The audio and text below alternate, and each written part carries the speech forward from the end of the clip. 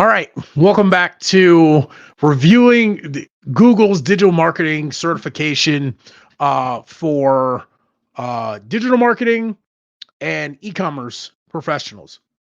My name is Maurice Davis, and I'm a certified digital marketing strategist. I'll be taking the course through Coursera and just kind of talking about what it is I see and some opportunities, or if you're taking it, maybe some things that you want to be aware of as you're going through the course, or some things that you may want to do outside of the course. So, right now, we're really jumping into over the last 2 weeks. If you haven't seen week one and week two, I went through and kind of talked about what those 2 weeks held. This week, I'm going to show you the information that's in the course, and then I'm going to kind of talk through it with you and just kind of give you my 2 cents about what I saw for this week. So let's jump into that and get to the meat.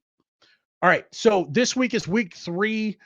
Really talking about how companies use their brand, creating a digital marketing and e-commerce, and how to reach your customers online, and then engaging customers through social media, and then you have a brief overview. So I found this week to be, and I keep trying to like look at this as if I had never done any of this, right? So understanding from the perspective that I would expect anyone taking this, at least the foundations of digital marketing through the Coursera and Google digital marketing for e-commerce professionals, you would know absolutely nothing, right? Like I that's what I fully believe that this course is designed for, is to take someone that has no marketing background and give them enough so that you feel confident going through the rest of the content. As you can see, I've already finished the week four, which we'll actually talk about in the next video. But there's a few key things here that I really liked. So they did a pretty good job talking about brand value and brand safety. I found that to be really high level, right? So when we think about brand value and brand safety, if I were looking at this and I were you trying to gain a better understanding of what these really are, I would also spend some time looking at not just brand safety, but also brand guidelines and understanding how to apply brand guidelines throughout whatever I'm doing with my marketing and when I'm building things out. It's my belief that a really good brand guideline, packet, site, presentation will walk you through this brand safety too. And if you're not familiar with what brand safety is, when you go through the course, it'll talk you through it. As you can see, it's 20-minute reading. It's really easy to get through, but it is important to understand. So when we look at the next section, creating digital marketing e-commerce strategy, this is really high level. Like if this is all that Google has, and I know it's not, but if this were all, this wouldn't be nearly enough, right? So once you get through this, understand that what this is for is really to just walk you through some basic elements of digital marketing and the components of a strategy. So when you get through this, I would take some notes, but understand that the only thing that this is trying to do is make sure that when you get into the next sections of the content that they're teaching, that you're not completely lost, right?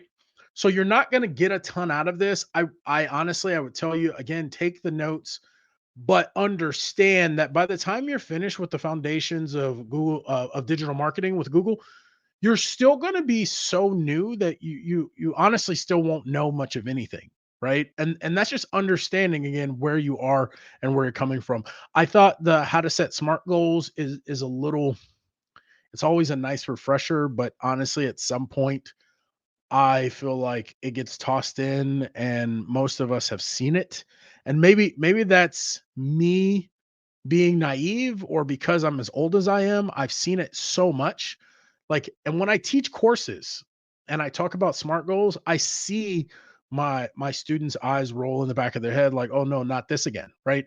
So that's kind of how I felt when I saw this. It's a 10-minute long read. It's really not 10 minutes, but honestly, I felt like this was something that they could have just did like a really quick refresher on, like the expectation that somebody taking this and then going through this, it really ended up being a thing where if I didn't know what SMART goals were, this wasn't enough. And if I knew what SMART goals was, this is pointless. So you're either fall in one of those spectrums where you know what it is and you really don't need to read that section, or you don't know what it is and this is still not really going to be enough for you to really understand it. And so you're going to have to do more digging than somebody that already has the understanding. I did read it. It's okay piece of content, but it's not life changing. Reaching online customers, they walk you through the different type of media that you can have paid, owned, and earned. This is a really good overview for like I don't want to say PR purposes, but when I think about understanding the different media components, that's a really PR way of talking about like the different ways that you can reach a customer, or at least in my opinion, right? And then they run you through like again, just some high level stuff when you start talking about search engine optimization and then search engine marketing and introduce you to display advertising. Now, once you're finished with this, like I wouldn't try to understand I wouldn't try to understand display advertising through this article. Like this is again, it's an introduction. So get the basics and understand what it is and the material in here, but don't get stuck, right? And then always take your practice quizzes. And then the last section here, engaging with customers, social media, email marketing. This one, I I don't know. Like honestly, it's another one where I'd say it's okay, but the best part of this probably was this section here, where they really get into like the different types of email campaigns. Um, just understanding. I know I keep saying this for this overview, but it's important, like that it's reiterated that this is really like the foundation. This is not going to give you anything. By the time you're finished with this and you end this weekly challenge, um, I would honestly say you're still going to feel like you are missing a lot. So here's what I would say as you round through week three. Um, this at this point, by the end of week three, you have a pretty broad idea of a lot of the things that you're going to be doing in digital marketing. But as you're going through this, be thinking about what are the things that I think I'm going to enjoy. Because digital marketing is so vast, it's so wide that really to say I'm a digital marketer really could mean a wide range of things. I mean, you could go from designing websites and doing conversion rate optimization to doing ads, right? And creating and implementing advertising on social media. And all of those we would lump in and say is digital marketing. So this first course is really just to get your feet wet and to get you to understand what you're going to be doing in future courses. So I hope this is helpful. I'll put some notes and the tools that I'm using. I have a Quizlet that I'm going through and adding all of the vocab words that Google is sharing throughout the process. Those are going to be really impactful for you to just kind of again learn those and understand what they're trying to communicate. I will tell you that I've never studied these words, but after reading and learning and growing over the last half a decade, as I'm reading them, I'm like, okay, yeah, I know what these words are, right? So, is it something that you have to try to memorize all the words? No, not really. But if you're really new to marketing and you've not been doing it and you want to accelerate your understanding, I would say spend some time and go through and do your best to embed that vocabulary into your understanding. So that's my assessment of week three. If I were to give it like between a score of 1 to 5, I would give it a 3.5. It's okay.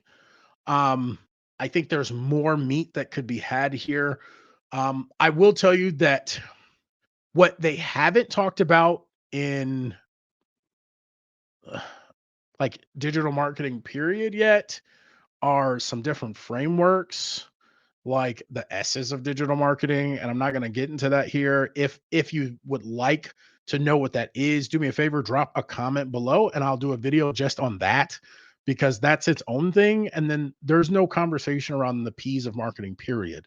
And I and while those aren't typically talked about a ton in digital marketing, they're still important to understand. And I feel like that since this course is geared towards someone that doesn't know anything, by skipping it, I feel like um it's doing someone that doesn't have a marketing background a disservice.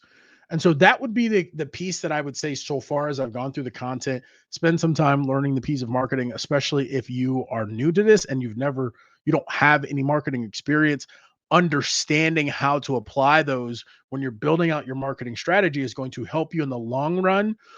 It's something that as I've continued to grow as a marketer, I find myself revisiting for a mental framework, not a literal process on paper. And as you start looking through it, I hope that you understand what I'm talking about, because it's a really powerful way to think about your marketing mix and how you present your message and where you present your message. So I hope this is helpful. If there's something that you would like to see in these reviews or these overviews of these courses, please let me know in the comments, and don't forget to subscribe. Thanks so much for watching.